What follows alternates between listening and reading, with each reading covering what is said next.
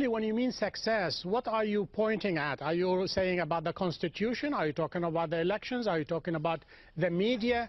Or simply the collapse of the Saddam's regime? Exactly what is your definition of success?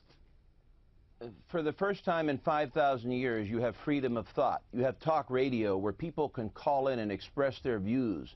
Never have you had that before. You know what's going on in Baghdad today? A condo boom. You know who are buying the condos? The French and the Germans and the British. It's amazing. You don't see this stuff reported on the news.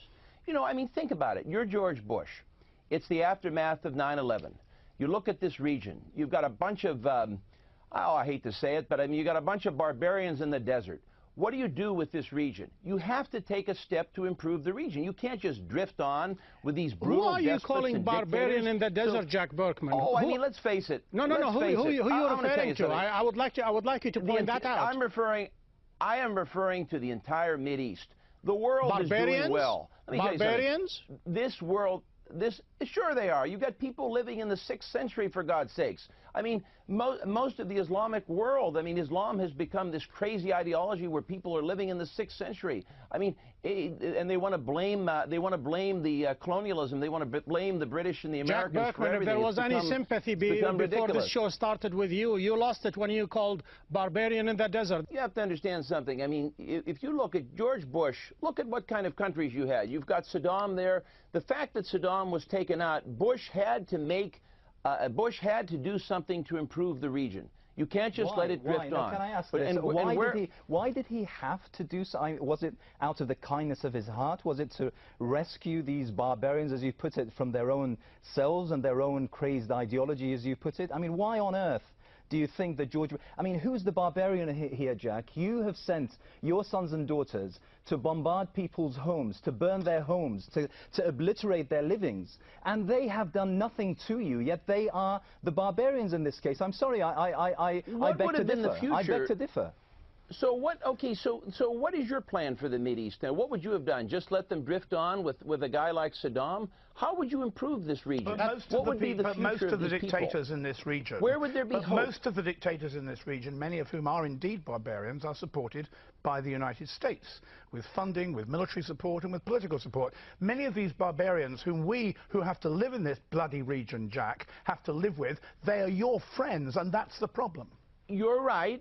You're right, Thank you. But you have to start somewhere. Some of it's of necessity. You can't do this in the peninsula. Why not start in Egypt? Why not start in Egypt? Why not Egypt? Why not Jordan? Because it'd be too... Why not Syria? Syria, you don't like Syria. Why not Syria? Syria is inconsequential. If you do it in Egypt, it doesn't have oil, there's too much chaos in the region. You mean Syria doesn't have oil? That's the point, isn't it? Who gave you the right to launch an illegal war? That's fundamental questions people are going to ask for many decades.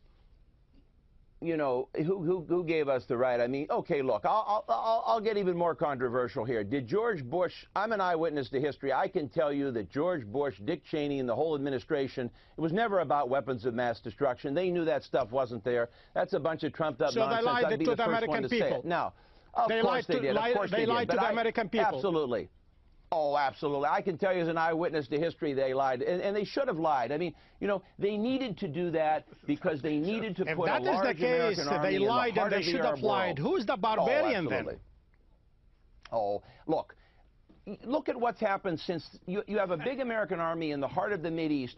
The Iranians are calmer. Lebanon is calmer. The region is much calmer than it was in 2001. It is a better place. It's a far better place. Just the word to Jack, I mean, if you're in a pit, stop digging.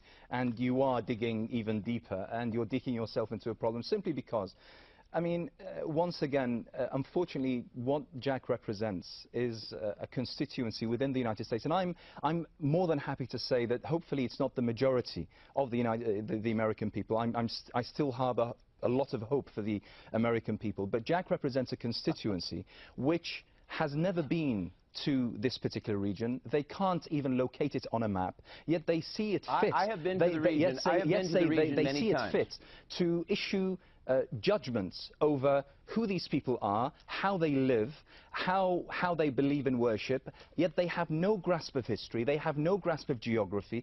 All they care about is interest. Yet he calls the people in this particular region barbarians, yet he has just said, as he puts it, a witness to history, that his leaders had to lie to the American people to go into an illegal war. He's right. He's right. The war wouldn't have been politically possible, and had Bush not done that, and had sent Colin Powell to the UN to say that, it wouldn't have been possible. But George Bush did what was right for the country and right for the world, and frankly, right for the Mideast.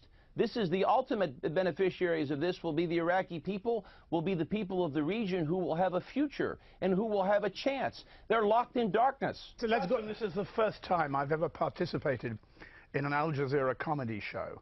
Look, we're in Iraq. We, the British, were there, of course, and we've run away already, as we will in Afghanistan before Jack's army realizes it. We went to Iraq because of oil. That's the only reason. The reason Jack refers to Syria, which presumably in his view is also laboring in barbaric darkness, is that Syria doesn't have oil. Yes. If Iraq's national product had been potatoes or broccoli, the 82nd Airborne wouldn't have gone to Baghdad and Mosul, and that's the fact of the matter. Well, wait, you're right. See, you're exactly right. Thanks, Jack. Well, that's you're great. Exactly We're right. moving forward, as they say in Washington. But you have to hear me out on this. You're right in that's why the U.S. is fundamentally interested in this region. What I'm talking about is, okay, yes, those are American interests, oil in Israel. That's why we're there. We're not there overall for humanitarian reasons. Of course, I can see that. Everybody knows that. But now the question becomes, how tactically do you improve the region? How do you get this region out of darkness? Jack, I'll tell you how it's been brought out of darkness as far as the people in the region are concerned, although they don't like the sight of the darkness.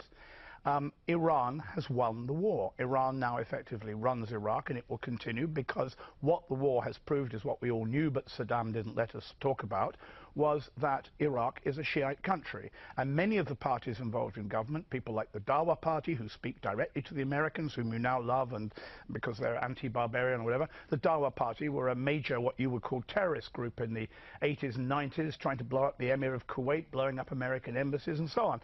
Basically, Iran has won the war, and they are extremely grateful to the United States. And that is the big blunder the United States committed. That's the big blunder your former boss... But Tehran is very just, and Tehran is very grateful to George Bush. Indeed, for getting rid of Saddam.